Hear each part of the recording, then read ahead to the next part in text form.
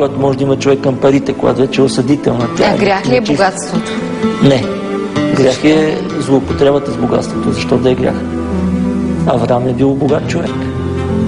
Така е прието в обществото. Се мисли, че богатите хора са грешни, е грешно, грях е да искаш богатство. Причината за това нещо е първо, искам да ви кажа, че вижте, бедните хора са не по-малко скъперници и сребролюбиви от богатите. Имайте предвид.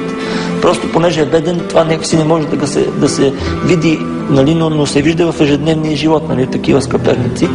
И те са по-лоши в душата си, отколкото някой богат човек. А пък ние имаме изкривено разбиране за морал и за добро и зло.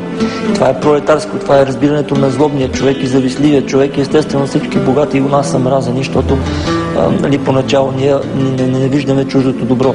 Към това обаче добавяме, че в последните 20 години и преди това 40, богатството и просперитета не се свързват с нещо добро.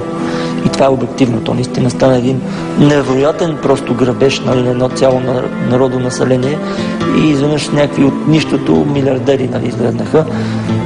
И това не всички богати са така, искам да разгранича, но много има и такива. Да. И тези богатите, които са от добрите, го знаят, че има и много от лошите и затова не се така обиждат и не се така очудват, че има такова отношение. Естествено, това поражда негативизъм. Тоест, съчетаваме се една причина върху друга и в България отношението към богатите е изключително отрицателно и въобще към всеки защо така сме свикнали да приемем, че богатството е грях?